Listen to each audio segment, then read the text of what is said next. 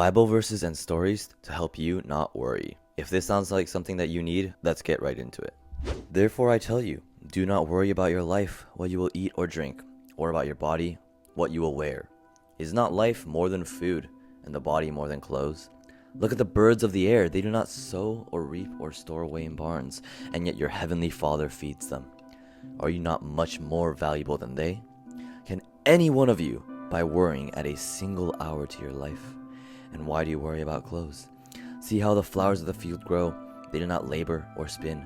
Yet I tell you that not even Solomon in all of his splendor was dressed like one of these.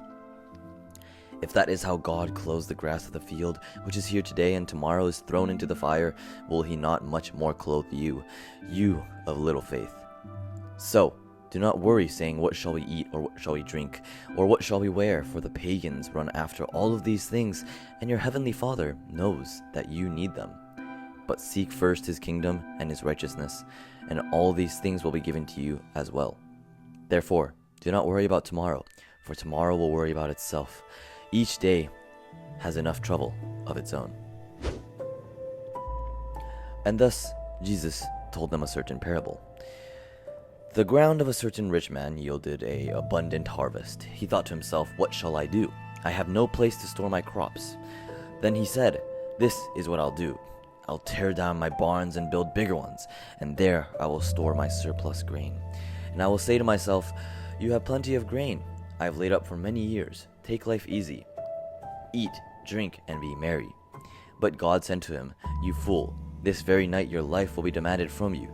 Then who will get what you have prepared for yourself? This is how it will be with whoever stores up things for themselves, but is not rich towards God. Then Jesus said to his disciples, therefore I tell you, do not worry about your life, what you will eat, or about your body, what you will wear. For life is more than such things. Consider the ravens, they do not sow or reap, yet God feeds them, and how much more valuable you are than birds. For the kingdom of heaven is like a landowner who went out early in the morning to hire workers for his vineyard.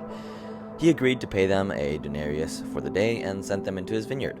About 9 in the morning, he went out and saw others standing in the marketplace doing nothing. He told them, you also go work in my vineyard, so I will pay you whatever is right. So they went. He went out again about noon, and at about 3, and did the same thing. He asked them, why have you been standing here all day doing nothing? Because no one has hired us, they answered. He said to them, you also go work in the vineyard.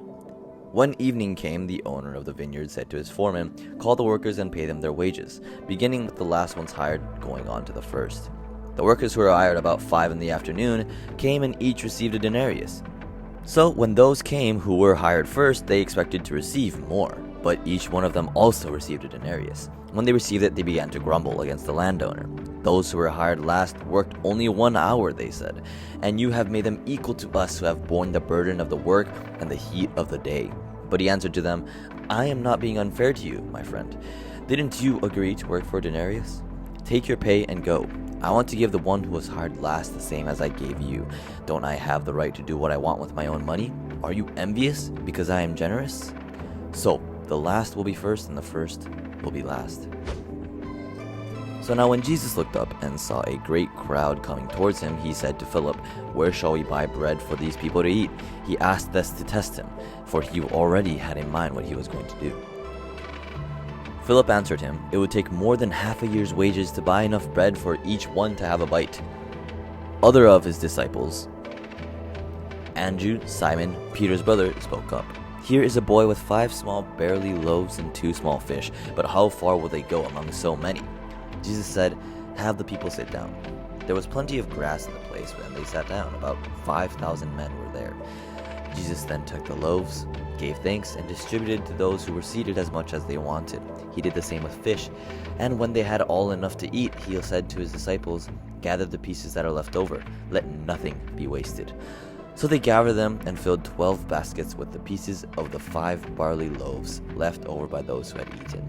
And after that people saw the sign Jesus performed, they began to say, surely, this is the prophet who is to come into the world. Jesus, knowing that they intended to come and make him king by force, withdrew again to the mountain by himself. Immediately, Jesus made the disciples get into the boat and go on ahead of him to the other side, while he dismissed the crowd. After he had dismissed them, he went up on a mountainside by himself to pray. Later that night he was there alone, and the boat was already a considerable distance from the land, buffeted by the waves because the wind was against it. Shortly before dawn, Jesus went out to them, walking on the lake. When the disciples saw him walking on the lake, they were terrified.